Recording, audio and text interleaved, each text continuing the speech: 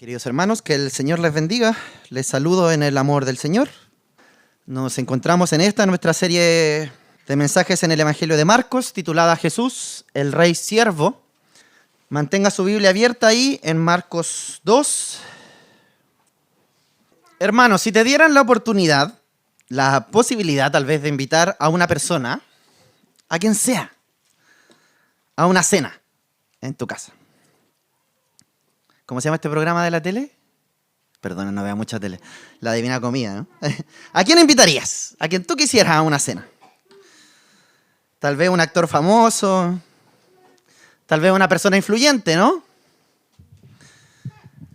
Si eres más de los intelectuales, tal vez alguien que te parezca sabio. Yo estaba pensando esta pregunta y diría, me gustaría haber cenado con el vecino, que ya falleció, eso sí, pues, pero el vecino Gastón, ¿no? Gastón Sublet. Los jovencitos hoy día tal vez pensarían en su youtuber favorito, no sé. El texto de hoy nos muestra a qué personas Jesús invita a cenar.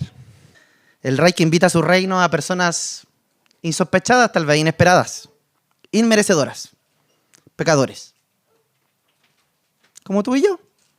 El rey invita a cenar a personas inesperadas. Invita a participar de su reino a pecadores. No para juzgarles, sino para que encuentren restauración. Y también nos invita a nosotros, y te invita a ti y a mí. Le ruego por favor que se ponga de pie para escuchar la lectura de la palabra de Dios. Voy a leer nuevamente el texto del sermón de hoy. En otra versión vamos a usar ahora la NTV, ¿sí? Acompáñeme ahí con la Biblia que tenga abierta. Marcos 2, del 1 al 17. Dice: Cuando Jesús regresó a Capernaum varios días después, enseguida corrió la voz de que había vuelto a casa. Pronto, la casa donde se hospedaba estaba tan llena de visitas que no había lugar ni siquiera frente a la puerta. Mientras él les predicaba la palabra de Dios, llegaron 4 hombres cargando con un paralítico en una camilla. Como no podían llevarlo hasta Jesús debido a la multitud, abrieron un agujero en el techo, encima de donde estaba Jesús. Y luego bajaron al hombre en la camilla justo delante de Jesús. Al ver la fe de ellos, Jesús le dijo al paralítico: Hijo mío, tus pecados te son perdonados. Algunos de los maestros de la ley religiosa que estaban allí sentados pensaron: ¿qué es lo que dice? Es una blasfemia. Solo Dios puede perdonar pecados. En ese mismo instante Jesús supo lo que pensaban. Así que les preguntó: ¿por qué cuestionan eso en su corazón? ¿Qué es más fácil decirle al paralítico? ¿Tus pecados te son perdonados? ¿O ponte de pie, toma tu camilla y camina? Así que les demostraré que el Hijo del Hombre tiene autoridad en la tierra para perdonar pecados. Entonces Jesús miró al paralítico y dijo: ponte de pie, toma tu camilla y vete a tu casa. El hombre se levantó de un salto, tomó su camilla y salió caminando entre los espectadores, que habían quedado atónitos. Todos estaban asombrados y alababan a Dios, exclamando: jamás hemos visto algo así. Entonces Jesús salió de nuevo a la orilla del lago y enseñó a las multitudes que se acercaban a él. Mientras caminaba, vio a Leví, Mateo, hijo de Alfeo, sentado en su cabina de cobrador de impuestos. Sígueme y sé mi discípulo, le dijo Jesús. Entonces Leví se levantó y lo siguió. Más tarde Leví invitó a Jesús y a sus discípulos a una cena en su casa, junto con muchos cobradores de impuestos y otros pecadores de mala fama. Había mucha de esa clase de gente entre los seguidores de Jesús. Cuando los maestros de la ley religiosa, que eran fariseos, lo vieron comer con los cobradores de impuestos y otros pecadores, preguntaron a los discípulos: ¿por qué come con semejante escoria? Cuando Jesús los oyó, les dijo: la gente sana no necesita médico. Los enfermos sí. No he venido a llamar a los que se creen justos, sino a los que saben que son pecadores. Esta es la palabra de Dios, hermanos. La palabra de Dios para su pueblo. Oremos. Señor, te damos gracias. Gracias porque nos diste tu palabra. La inspiraste con tu Espíritu Santo para hablarnos. Y ruego, Señor, tu dirección. Permite que ella sea nuestra verdad. Obra en nuestra mente, Señor, con tu Espíritu Santo. Danos inteligencia, danos atención, danos entendimiento y comprensión para poder escuchar tu voz. Dispón nuestro corazón para recibir, danos humildad, haz nuestro corazón un corazón dócil, un terreno fértil para que tu palabra fructifique. Espíritu Santo, te pedimos que tú hagas esa obra, Señor, en nuestra voluntad también, para escuchar lo que tú tienes para nosotros y obedecer. Venimos con humildad, Señor, y te quiero pedir que por favor tú me utilices con tu Espíritu Santo. Dame tú las palabras para proclamar a tu pueblo lo que tú tienes para nosotros. Nos venimos juntos, Señor, como un cuerpo para escucharte a ti. Así que, por favor, quítame del medio para que tu Espíritu Santo hable. Te lo ruego, Señor. En el nombre de Jesús oramos. Amén. Toma asiento, hermano. Hemos comenzado entonces a acompañar a nuestro querido hermano Marcos ahí en su presentación, en su exposición de la historia de Jesús. ¿Quién es Jesús? Marcos, el evangelista, era misionero, plantador de iglesia en la iglesia primitiva, discípulo de Pedro también, como hemos visto en otros mensajes, como nos dice el apóstol Pedro allá al final de su carta. Y él nos quiere mostrar a Jesús como el rey prometido por las Escrituras. Él inicia su evangelio allá en el versículo 1 diciendo: principio del evangelio de Jesús, el Mesías, Hijo de Dios. Pero este Jesús, este rey, no es un rey, un líder, como los humanos esperarían. Porque es un rey con toda autoridad que se hace siervo. Jesús es el rey siervo. Él es el siervo sufriente que había anunciado Isaías 600 años antes de Jesús. El mensaje principal de Jesús y de todo el evangelio de Marcos está allí, resumido en el versículo 14 del capítulo 1. Jesús vino a Galilea predicando el evangelio del reino de Dios, diciendo: el tiempo se ha cumplido, el reino de Dios se ha acercado. Arrepentíos y creed en el evangelio. Este es el núcleo de la enseñanza de Jesús. Él fue allí por toda la ciudad y aldeas proclamando las buenas noticias del reino de Dios que se había acercado, que había venido. Jesús está aquí cumpliendo toda la historia del Antiguo Testamento. Todo lo que había sido anunciado por las Escrituras sobre cómo Dios iba a venir a rescatar al mundo perdido y manchado por el pecado. Dios creó un mundo bueno allá al inicio de la historia bíblica. Un mundo maravilloso. Pero la rebelión de la humanidad manchó al mundo con el pecado. El pecado vino y rompió la relación del ser humano con Dios. Pero también el pecado vino y rompió la relación de los seres humanos unos con otros, por esa mancha del pecado en nuestro corazón. Adán y Eva se ponen a pelear ahí, lo primero que hacen, la primera pelea matrimonial, y incluso se pone peor la historia porque sus primeros hijos, uno mata al otro, porque eso es el pecado, trae destrucción. Pero la rebelión de la humanidad no solo manchó la relación entre los seres humanos y nuestra relación espiritual con Dios, sino que también trajo maldición a la creación. Maldita fue la tierra por tu causa, le dijo Dios. Maldita será la tierra por tu causa, le dijo Dios a Adán. Y vemos eso abundantemente en la historia bíblica y yo estoy seguro que tú ves la destrucción que el pecado trae al mundo.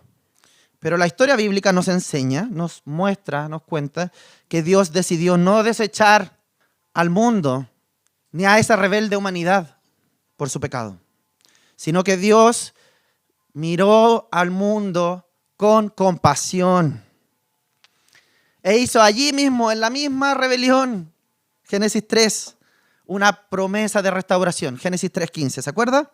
La promesa. Vendrá un descendiente, le está diciendo a la serpiente, vendrá un descendiente que te va a aplastar la cabeza, le dice a la serpiente, va a aplastar la cabeza de la serpiente, el descendiente de la mujer. La serpiente le va a herir en el talón, pero el descendiente de la mujer va a aplastar la cabeza de la serpiente. Vendría un libertador. Durante toda la historia bíblica a ese libertador se le da el título de Mesías. O Cristo, aquí como le dice Marcos. Son la misma palabra, son sinónimos. Mesías o Cristo. Que significa ungido. Vendría el ungido de Dios. Ungido por su espíritu, por el espíritu de Dios, para traer restauración. La restauración de todo aquello que el pecado destruyó y rompió. Es lo que anuncian los profetas. Marcos, sobre todo, depende mucho del profeta Isaías. El profeta Isaías promete que llegará esa restauración algún día para ese mundo roto. 600 años antes de Jesús escribe Isaías, allí en Isaías capítulo 61. Acompáñenme, por favor. El Espíritu de Jehová, el Señor, está sobre mí, ungido, ¿no? Porque me ungió Jehová, me ha enviado a predicar buenas noticias a los abatidos, a vendar a los quebrantados de corazón, a publicar libertad a los cautivos, a los presos apertura de la cárcel, a proclamar el año de la buena voluntad de Jehová, el día de la venganza del Dios nuestro, a consolar a todos los enlutados, a ordenar que a los afligidos de Sión se les dé gloria en lugar de ceniza, óleo de gozo en lugar de luto, manto de alegría en lugar del espíritu angustiado, y serán llamados árboles de justicia, plantío de Jehová, para gloria suya.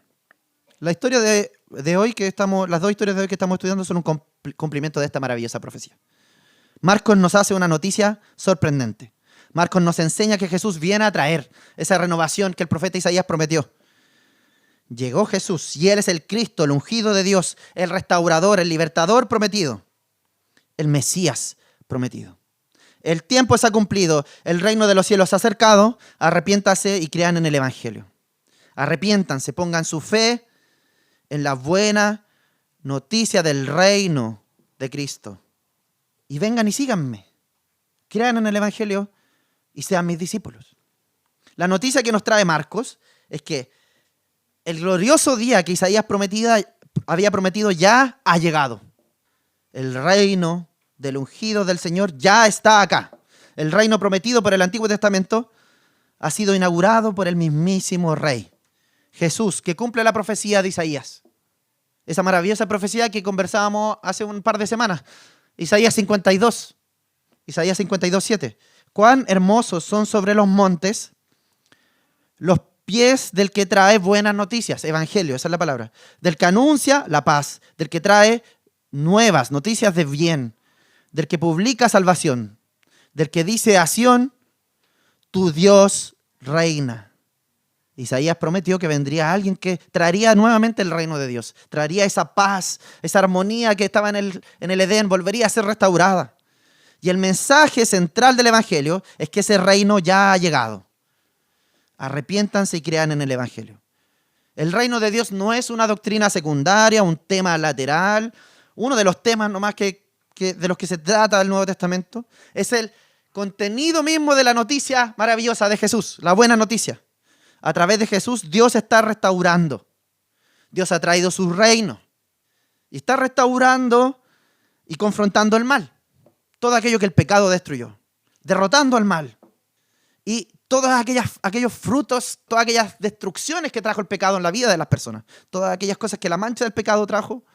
Y todas aquellas cosas que los frutos del pecado provocaron en la vida.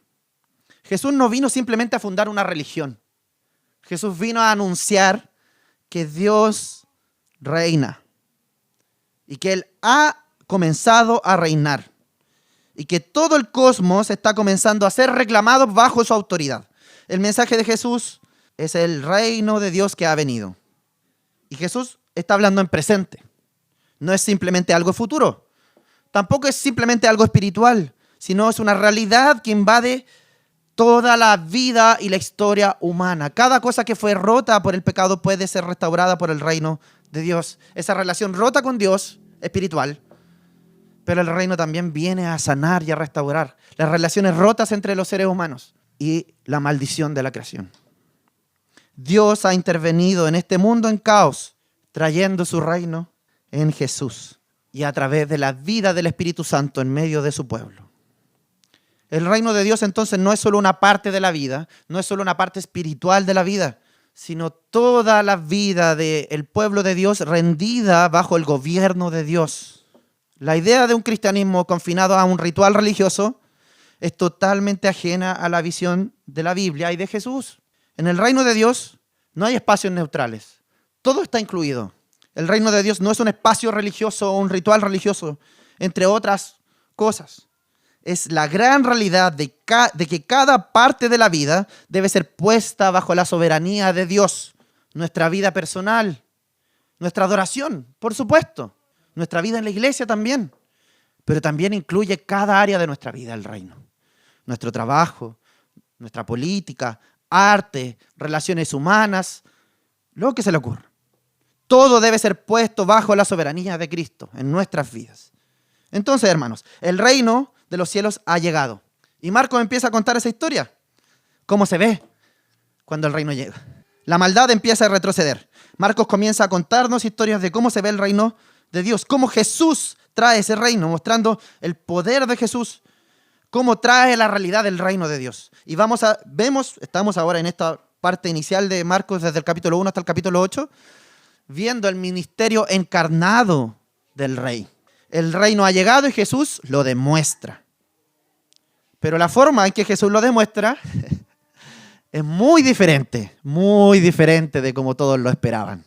Jesús va ahí sanando personas, teniendo misericordia y compasión. Personas donde sus cuerpos están enfermos, ¿no? O bajo la opresión de fuerzas espirituales de maldad. Y él incluso hace algo sorprendente también. Sorprendente para los judíos. Perdonar pecados, ¿no? Porque solo Dios tenía esa autoridad. E invita a todos a que vengan a ser parte de su reino y lo sigan como discípulos. Las acciones de Jesús son bien polémicas para su tiempo.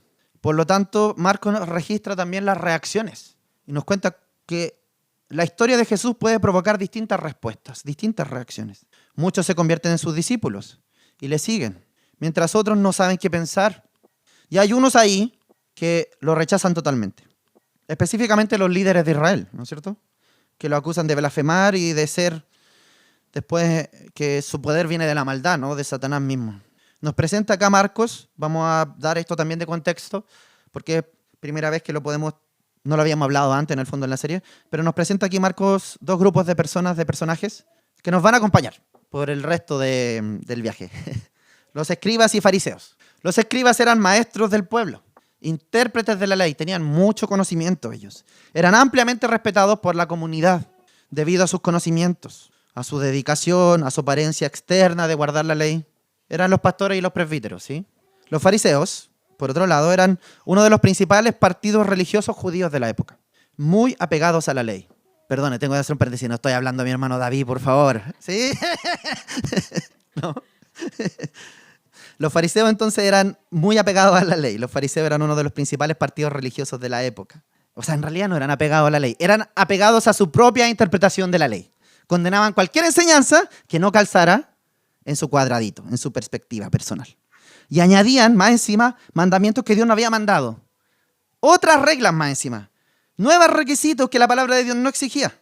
Y ellos tenían expectativas bien específicas sobre cómo tenía que ser el Mesías. Cómo tenía que ser el Salvador. Los judíos esperaban que Dios vendría y volvería. Sí, eso estaba claro. Ellos también habían leído Isaías. Pero no sé por qué se saltaba en el capítulo 53 del siervo sufriente. Porque ellos pensaban que Dios vendría y volvería y aplastaría a todos sus enemigos. Particularmente en este tiempo significaba expulsar al imperio romano que estaba oprimiendo a los judíos. El Mesías para ellos era un gran líder militar que traería libertad terrenal a la nación de Israel y solo a ellos en realidad, étnicamente, ¿no? Y aplastaría a las demás naciones y también terminaría con la maldad. Purificaría al pueblo de Dios. Que el Mesías venía a purificar también es de Isaías, por si acaso. Pero para ellos, purificar significaba que iba a limpiar al pueblo de todos los sucios pecadores. Se iban a extinguir, porque ellos no eran sucios pecadores. La comprensión de los judíos religiosos, de los religiosos judíos sobre la enfermedad y el sufrimiento, estaba profundamente desconectada de la compasión de Dios. No entendían el plan de Dios. Y ellos pensaban que las personas que estaban enfermas o que sufrían era porque estaban pecando. Que lo que les sucedía era por culpa de su pecado. Que ellos habían hecho algo que a Dios le desagradaba y por eso Dios le había castigado. Pero Jesús demuestra con su vida y con sus actos que el reino de Dios no se trata de... O sea, no entendían nada en realidad. Observe la historia justo inmediatamente anterior. Una de las primeras sanidades ahí es la del leproso. Capítulo 1, versículo 41. Jesús, teniendo compasión, extendió la mano y le tocó. Jesús está lleno de un profundo amor, compasión, misericordia. Un amor tan intenso que nace de lo profundo ahí, es muy difícil de traducir porque ese es como de las entrañas, le nace de la guata, así como incontenible. Porque Él es Dios y nuestro Dios es clemente y compasivo, lento para la ira y grande en misericordia. Hoy seguiremos viendo cómo Dios muestra el reino y cómo sigue mostrando ese carácter compasivo. Marcos nos va a seguir mostrando cómo se ve eso, con dos historias impresionantes en realidad. Nos muestra de nuevo que Jesús tiene toda autoridad, sí, autoridad para sanar, pero también nos muestra su autoridad para perdonar pecados, que es algo que se supone que no tenía que hacer. Y luego como el rey empieza a mandar emisarios. Eso también lo esperaban los judíos. Ellos iban a ser emisarios de su reino. Pero el tema es que los emisarios que escogen no calzan con las expectativas de los fariseos, de los religiosos, ¿no? ¿A quiénes debía invitar el rey a su reino? A los poderosos, a los valientes, a los inteligentes, a los justos, a los que obedecían perfectamente la ley. Pero esta es la historia de dos invitados inesperados que no calzan con esas expectativas. Porque el reino de Jesús es completamente al revés de las expectativas humanas. Jesús está ahí en el versículo 1 enseñando, ¿no? Compartiendo el evangelio, la buena noticia del reino de Dios y su significado. Y mucha gente se reúne allí para escuchar. Versículo 2, se reunieron muchos, tantos que no había lugar ni aún en la puerta. Y Él les explicaba la palabra. Y 4 amigos vienen y se reúnen. Y traen a un hombre que era paralítico para que Jesús le sane. Le trajeron un paralítico llevado entre 4. Como no pudieron acercarse a Jesús a causa de la multitud, versículo 4, levantaron el techo encima de donde estaba. Y cuando habían hecho una abertura, bajaron la camilla en que estaba acostado el paralítico. Y viendo Jesús la fe de ellos, dijo al paralítico: Hijo, tus pecados te son perdonados. Por favor, contempla la maravilla de lo que está sucediendo. Porque esta es nuestra historia también. Esta es la historia de todo aquel que quiere venir a conocer a Jesús y que le ha recibido con arrepentimiento y fe. Está ahí el paralítico incapacitado, sin fuerzas. Porque el reino de Dios no es el lugar de los fuertes, no es el lugar de los resueltos, de los invulnerables. Como decía el presbítero David la semana pasada, esta frase me quedó ahí. Nuestra debilidad y fragilidad es el terreno donde se manifiesta la gracia de Jesús. Nuestra debilidad y fragilidad. Es en nuestra debilidad donde más se muestra el reino de Dios. Porque no es para los fuertes, es para los paralíticos.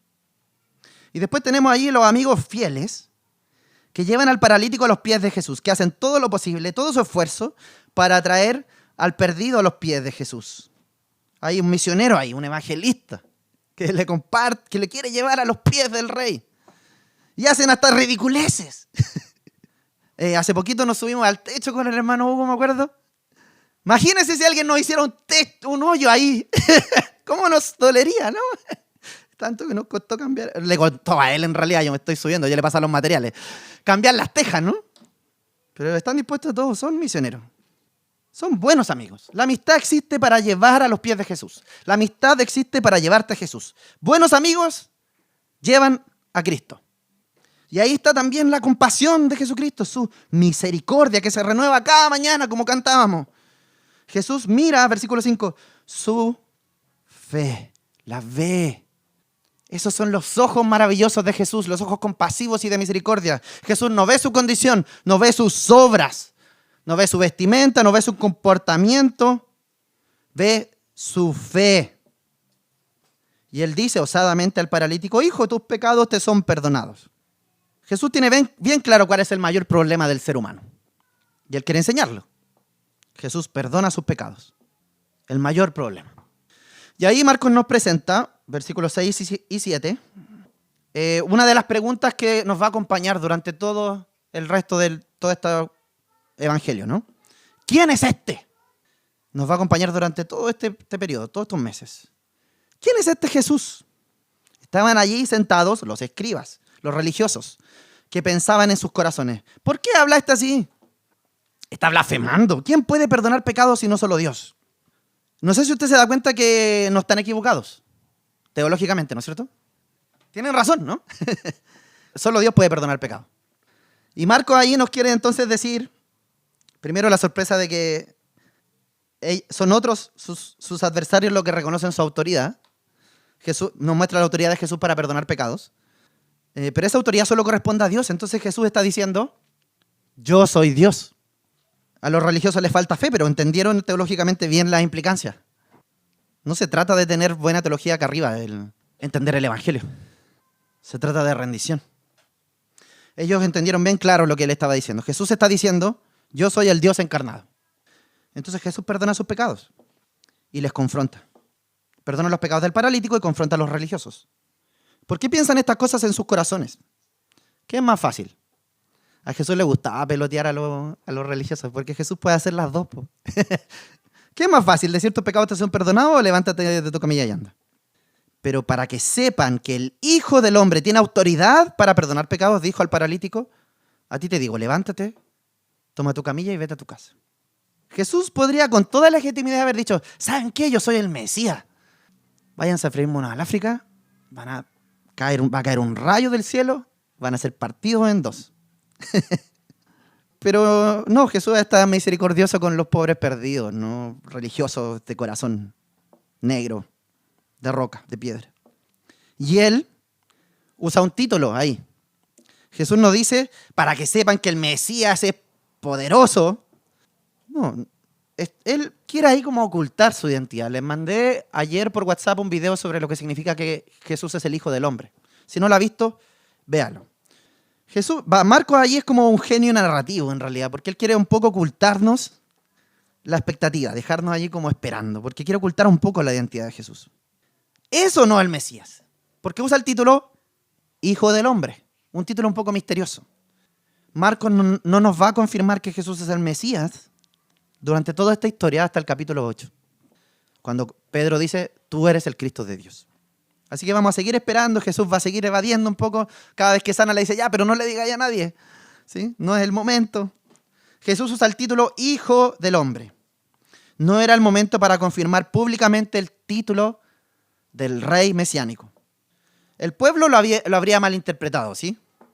¿Se acuerda cuando? No sé si ha leído usted la versión de Juan del milagro de los panes y los peces, pero cuando Jesús multiplica los panes y los peces ahí, la gente se empieza a golpear y querían hacerlo rey al tiro para empezar la revolución. Jesús quiere evitar a toda costa eso. Entonces usa este nombre un poco misterioso del profeta Daniel. Daniel 7, 13 y 14. El Hijo del Hombre. Adán y Eva fueron creados como hijos de Dios, la humanidad, para gobernar la creación de Dios. Fructifiquen y multiplíquense, llenen la tierra y gobiernenla, dice ahí en Génesis 1:28. Pero ellos fracasaron en su llamado. Y el profeta Daniel dijo que vendría uno como el Hijo del Hombre a volver todo a su orden original. Vendría un representante de Dios en la tierra que cumpliría ese llamado. Pero es raro el profeta Daniel también porque esto era inentendible para los judíos. Daniel 7:13.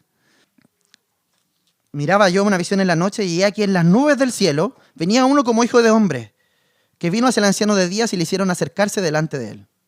Y les fue dado dominio, gloria y reino, para que todos los pueblos, naciones y lenguas le sirvieran. Su dominio es dominio eterno, que nunca pasará, y su reino, uno que no será destruido. La insinuación divina aquí es bien polémica para esa época. Es inentendible. Nosotros sabemos, por supuesto, que Jesús es Dios, plenamente Dios y plenamente hombre. Jesús resuelve este dilema. Entonces lo que él nos está diciendo cuando él dice, yo soy el Hijo del Hombre, es que ha llegado por fin el representante de Dios en la tierra. Jesús es lo que Adán no pudo ser. Jesús viene y puede cumplir lo que Adán no pudo. Jesús es los seres humanos como deberían ser los seres humanos. El ser humano perfecto. Pablo le dice ahí el varón perfecto, ¿no? Jesús vino a poner todo en orden, podría revertir todo aquello que la maldición del pecado trajo. Él tiene el poder entonces para decretar con suprema autoridad, el Hijo del Hombre decreta perdón de los pecados y sanidad. Levántate, toma tu lecho y vete a tu casa. Soberano sobre la realidad espiritual y sobre la tierra también. Contempla el milagro. En el versículo 12. Se levantó tomando al instante su camilla y salió a la vista de todos. De manera que todos estaban asombrados y glorificaban a Dios, diciendo: jamás hemos visto cosas semejantes. Pero te resuena la profecía que leímos recién de Isaías, que también terminaba allí con la gloria de Dios. Este es un milagro glorioso. Ese es el propósito de cada cosa en el reino de Dios. Ese es el propósito de nuestra vida. Glorificar a Dios y gozar de Él para siempre. Hay tanto que nos enseña este maravilloso milagro, hermano. Y una de las primeras cosas que nos habla esta historia es sobre la identidad de Jesús. ¿Qué tipo de rey es Jesús? Él es un rey compasivo. Un rey que tiene ojos de compasión. Él es quien ve la fe. Jesús es el rey que tiene poder para perdonar también. Jesús es el rey que ha llegado a traer sanidad al mundo. Jesús es el rey que perdona y tiene compasión por el perdido y herido. Y esos ojos compasivos de Jesús deberían tener profundas implicancias para nuestras vidas. Los ojos compasivos de Jesús deberían ser nuestros ojos. Ese es el significado verdadero del reino de Dios. Eso es lo que quiere decir Marcos. No se trata de violencia, ni de espada, ni de imposición, ni de juicio. El reino se trata de compasión, de restauración y de perdón de los pecados. Esta historia nos enseña nuestro lugar. Debería tener profundo significado para ti personalmente, porque este mundo es un mundo implacable. El mundo de la supervivencia del más fuerte. El mundo sin compasión. Y el ejemplo de Jesús nos llama a ser cristianos de perdón y compasión. Hemos de ser compasivos como Él fue compasivo. Jesús nos muestra la que debería ser nuestra identidad, nuestro llamado, ser compasivos y perdonadores. Y es un llamado para la iglesia también. ¿Qué es la iglesia? ¿Qué debería ser la iglesia según esta historia? Los amigos que hacen el hoyo en el techo, ¿no? La iglesia debería ser la portadora de buenas noticias, que lleva a las personas a los pies de Jesús, que mira con compasión al desvalido y debería ser el lugar de refugio para el sufriente. La iglesia es llamada a llevar al sufriente a Cristo. Escúchame bien. La iglesia no existe para condenar y criticar y juzgar al que sufre o es diferente. Y la iglesia hoy tantas veces imita más a los fariseos y religiosos que a Jesús. En este mundo sin compasión, la iglesia debe ser compasiva como Jesús lo fue. El Salmo 82 dice, 82 versículos 3 y 4, defiendan al débil y al huérfano. Hagan justicia al afligido y al menesteroso. Rescaten al débil y al necesitado. Libérenlo de la mano de los impíos. La compasión y el perdón debe guiar nuestras vidas. Esa es la forma de ver el mundo de un cristiano. Si sigues a Jesús, eso debe guiar tu vida. Eso debe determinar cómo miras a los demás. Cómo miras a los perdidos. Como dijo Jesús allí, como ovejas sin pastor, no en este texto, sino en otro texto. Como ovejas sin pastor. Tuvo compasión de ellos, dice Jesús. La compasión y el perdón debe guiar cómo construimos nuestras familias. Algunas familias se han contagiado de la idea del mundo de la supervivencia del más fuerte. Pasa por encima de todos con tal de que tú seas exitoso. Y así le enseñan a sus hijos que tienen que vivir. Pero hemos de ser compasivos como Jesús lo fue y nuestras familias deben ser formadas para la compasión encarnada. Entonces, si tú eres padre, si eres llamado a esa vocación, debes formar a hijos con compasión encarnada. Con compasión y para la compasión. Y el perdón. Y nuestra visión, incluso de la sociedad, ¿sí? De este mundo roto, de este país roto, ¿no? Dividido y herido. El mundo divide a las personas. El mundo polariza. Crea enemigos en aquel que es diferente. En el que no encaja en lo que yo pienso. Y le dice a las personas que su ideología, que es una idolatría, es su identidad. Y el que no comparte lo que yo pienso es mi enemigo. Y hay bandos, ¿no? Y el enemigo siempre está en el otro bando. Si eres de diestra, es el peor, el enemigo de izquierda. Y si eres de siniestra, el peor enemigo es el de derecha. Y la iglesia se contagia de esa idolatría. Y el cristiano en este mundo difícil que nos tocó vivir, tan polarizado, no debe contagiarse de eso. Debe ser capaz de ver más allá. Necesita los ojos de Jesús para ver que el problema es otra cosa. Se trata del pecado. Ovejas sin pastor. El cristiano debe ver personas creadas a imagen de Dios, perdidas por el pecado y necesitados de salvación. El cristiano necesita un corazón enraizado en Cristo. Que esté claro que no hay salvación fuera de Jesús. Y tiene que no poner su esperanza en lo que sea que el mundo pone sus esperanzas. Y eso incluye el político de turno que siempre se las dan de Mesías. ¿Sí? En esta época el supuesto Mesías era Nerón.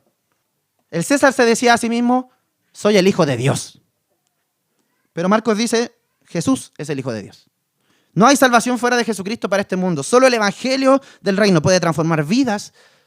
Solo el Evangelio puede transformar nuestra ciudad y nuestro país roto y este mundo. La siguiente historia, hermanos, nos cuenta la historia de un publicano. Jesús vuelve allí a enseñar, sale, ¿no?, de la casa y ve a Leví. Sale de donde estaba, va hacia el mar. Están ahí en el mar de Galilea. Y ve a Mateo, sentado en la oficina de los tributos. No sé si percibimos en nuestro tiempo, es difícil percibir en nuestro tiempo el escándalo de esta breve frase.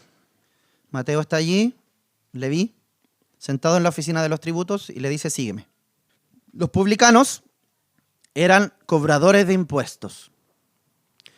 Pero los romanos eran muy astutos, eran muy inteligentes para establecer su imperio, porque ellos escogían a gente del mismo pueblo para cobrar impuestos, no contrataban ciudadanos de la misma nación que ellos oprimían. Entonces los publicanos eran cobradores de impuestos, pero eran judíos. Judíos traidores, que es lo que le correspondía a los traidores en el reino de Dios. Al menos los fariseos y escribas esperaban su destrucción. Eso le correspondía a los traidores, los publicanos, traidores, cobradores de impuestos que sirven al imperio romano. Cuando el Mesías venga, les va a cortar la cabeza también. Eso querían los fariseos. Entonces contempla el escándalo de lo que hace Jesús. Jesús llama al que no debería llamar.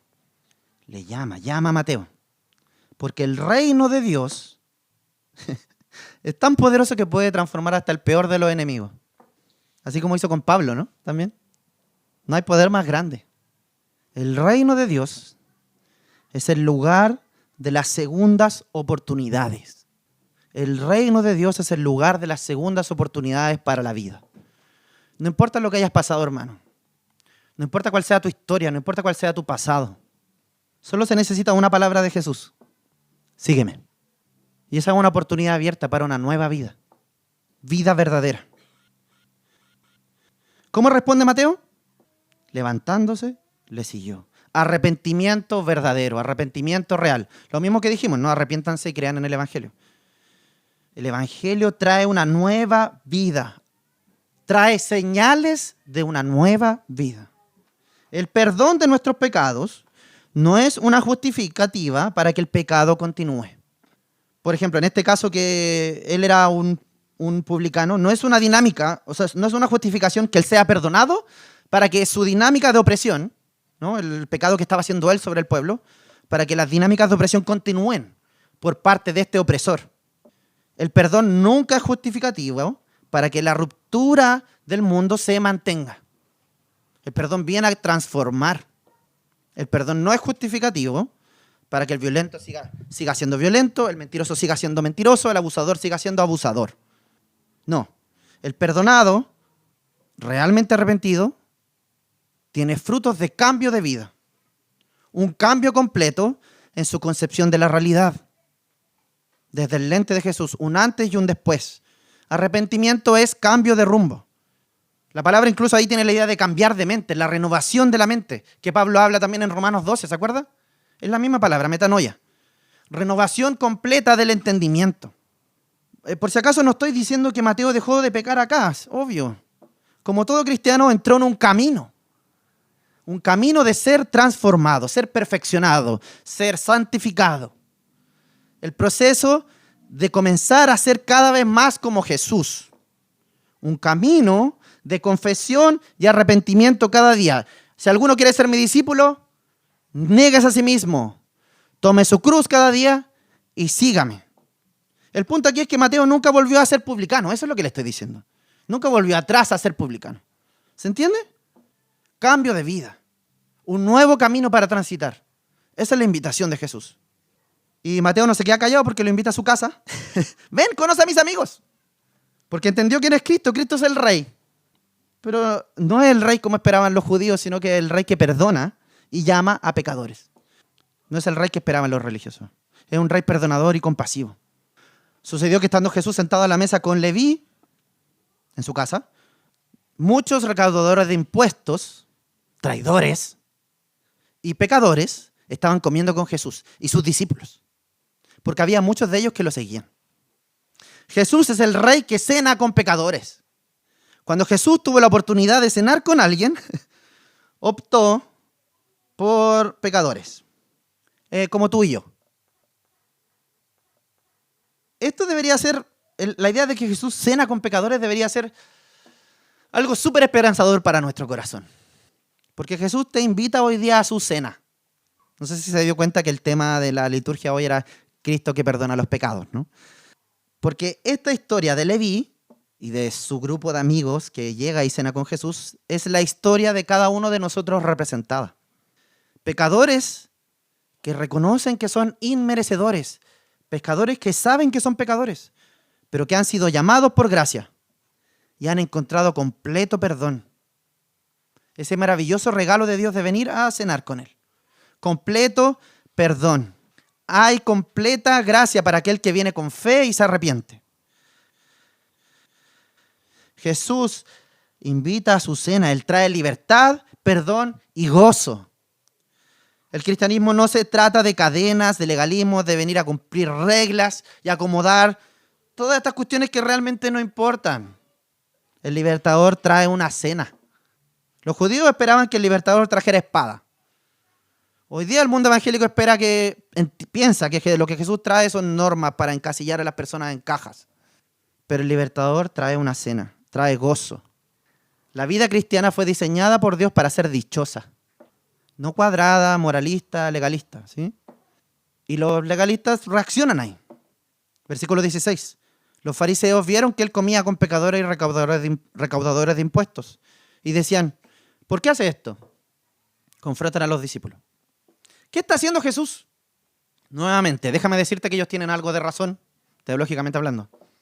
Mateo no es una persona que debería seguir a Jesús, en realidad, para ese contexto. Es de esas personas que todos decían, él jamás va a tener vuelta. Entonces la escena nos debería poner ahí, ¿qué está haciendo? Él no. Él no puede ser salvo. ¿Es tan malo que no? No. ¿Qué está haciendo Jesús? Se supone que ellos no estaban invitados al reino. Pero Jesús viene a romper las expectativas porque el reino es para todo el que se arrepiente. Y tantas veces la iglesia está igual de perdida que los fariseos, hermano. Pensando que el reino de Dios es solo para los perfectos. Que poder ser parte del reino de Dios se gana por obras, por méritos. Pensando que los pecadores son los que están allá afuera. Ellos son los pecadores. Como le dije, una de las insinuaciones de Marcos, él no lo dice explícitamente, pero una de las insinuaciones de él, una de sus lecciones implícitas, es que debemos evitar parecernos a los religiosos del relato. Es el reino de Jesús el que debe moldear nuestras vidas, nuestra forma de mirar a las personas, nuestras decisiones. Y a veces la iglesia es tan rápida en condenar y juzgar a las personas porque no encajan en el perfil religioso, como Mateo y los pecadores en el perfil de los fariseos. Pero Jesús nos muestra que el reino de Dios es realmente una invitación para todos. Es una invitación para ti también. Todos aquellos que quieran venir con arrepentimiento a unirse a ese plan, a ese camino maravilloso. Todos pueden postrarse a los pies de Jesús. Nadie está tan perdido como para que el evangelio no lo transforme. Aquel que viene con arrepentimiento postrado podrá encontrar sanidad y restauración. El Rey Jesús es el Rey que llama. Y ahí concluye con una de las frases más potentes de este evangelio. Los sanos no tienen necesidad de médico, sino los que están enfermos. No he venido a llamar a justos, sino a pecadores. Jesús es el que llama y revela allí el verdadero significado del reino de Dios. Todos los que están rotos, fracturados por el pecado, pueden venir a ser parte de su reino. Porque el reino de Dios es el lugar para redención, para libertad, para sanidad. Segundas oportunidades para todos. Y todo aquel que se arrepienta verdaderamente, que deje el pecado y su vida pasada, puede venir a vivir una nueva vida. La iglesia es el lugar de las segundas oportunidades para todos. Seguimos al rey que invita a cenar a personas inesperadas. O sea, primero te invitó a ti. Y a mí. No somos los mejores invitados, ¿eh? Pero nos invitó a su cena. El rey te invita a cenar con él. Quiere llamarte para que vengas a ser participantes de su reino, sin importar tu historia y tu vida, hermano. Solo reconoce que eres pecador y ven a encontrar restauración. Quiero compartirte la buena noticia, hermano. Por favor, escúchame con atención, porque estas son literalmente las mejores noticias que existen. Las mejores noticias que existen en la historia de la humanidad. Cristo vino y trajo el reino de Dios y vivió esta vida maravillosa de amor y servicio. Y Él fue a la cruz para pagar por nuestros pecados. Esa es la noticia, hermano. En la muerte de Jesucristo puedes tener perdón. No hay noticia más maravillosa. Y Jesucristo resucitó, se levantó de los muertos. Y porque Él ha resucitado, puedes tener nueva vida. Porque Él resucitó, te invita a ti a seguirle, tal como invita a Mateo. Ven y encuentra restauración. El que levantó al paralítico puede restaurar tu corazón también. El que le dio esa segunda oportunidad a Mateo para redirigir su vida puede ayudarte a redirigir tu vida también. Puede darte esa segunda oportunidad a ti. La gracia está disponible. Disponible para ti hoy. Las misericordias del Señor se renuevan cada mañana, hermanos. Entonces, ¿cómo va a responder? Porque Marcos nos dice que hay varias posibilidades de responder a Jesús. ¿Cómo vas a responder tú? ¿Con fe? ¿Como los amigos y el paralítico? ¿Como Mateo, que deja su vida pasada y viene a seguir a Jesús? ¿O como los escribas y fariseos? Esas misericordias nuevas de cada mañana están disponibles hoy día para ti si crees. La cena de Jesús, su mesa está abierta y te invita. Ven a cenar, porque el reino de Dios se ha acercado. Arrepiéntete y cree en el Evangelio. Quiero cerrar este mensaje, hermanos. No va a empezar la conclusión, este es el inicio del cierre por si acaso, con el desafío para la iglesia. ¿Cuál es el desafío de estas dos historias para la iglesia? La iglesia que dice que siga a Jesús debería ser la iglesia que cena con el pecador. En este mundo de divisiones y polarizaciones que rechaza al que no calza con nosotros, la iglesia es el lugar para que esta mesa abierta se comparta con todos, todo el que venga a creer en Jesús. La iglesia debería ser el lugar de sanidad para el roto, el lugar de perdón para el culpable, el lugar de restauración para el oprimido, el lugar de consuelo para el triste. En este mundo implacable, Jesús nos llama a una iglesia de perdón, de segundas oportunidades, de reconciliación unos con otros. La iglesia es el lugar para los dañados. Debería serlo. Es el lugar para sanar, el lugar para encontrar segundas oportunidades, perdón y restauración. Y deberíamos, hermanos, somos llamados a imitar a Jesús, no a los fariseos, a crear una iglesia que es refugio para el vulnerado. Porque tantas veces, hermanos, tantas veces la iglesia hiere al triste, daña al quebrantado, condena al vulnerable, juzga al sufriente. Tantos errores, hermanos. Si supiera la historia que conozco, me pondría a llorar con usted, en realidad. Pero ya he llorado mucho todo este mes, así que no voy a seguir.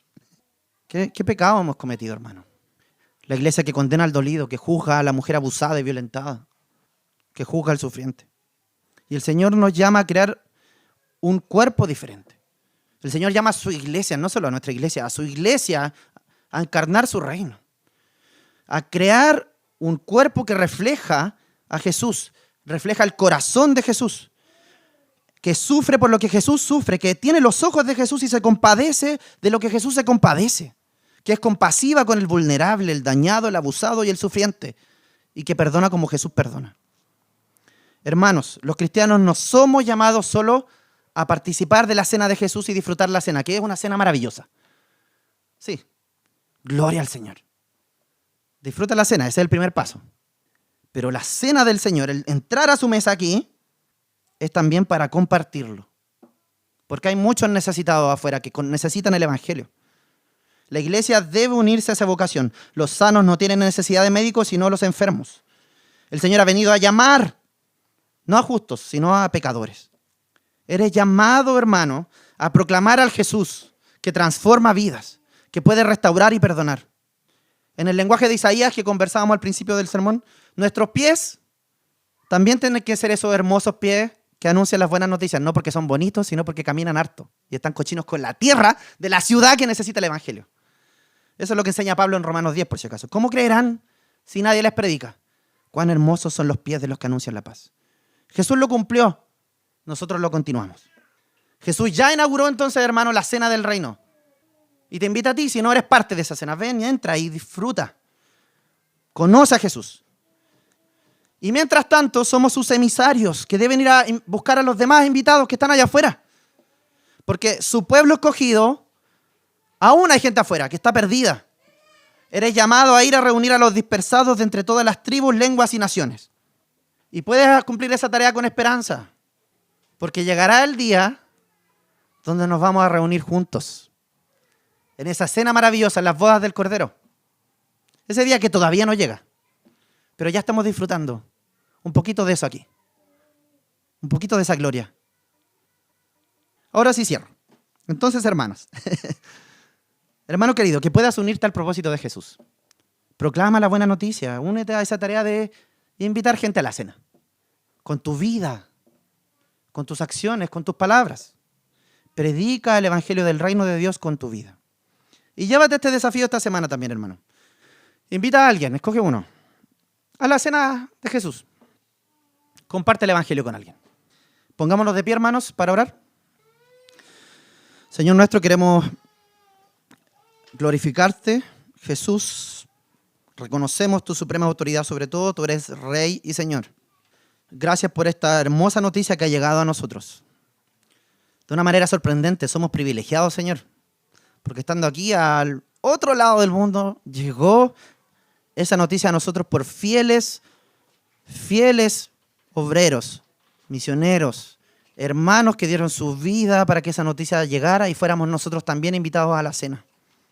Gracias, Señor, por esta hermosa y sublime salvación, esta gracia maravillosa que hemos recibido. Danos, Señor, por favor, tus ojos. Danos la mirada de Jesús, de compasión. Perdona nuestros pecados, Señor. Perdona los pecados de tu iglesia al no imitar a Jesucristo. Perdona nuestra religiosidad que a veces está tan enraizada en nuestro corazón y ayúdanos a ser diferentes. A ser como Jesucristo. Ayúdanos, Señor, a llevar gracia a este mundo perdido. Te lo pedimos, Señor, en el nombre de Jesús. Amén.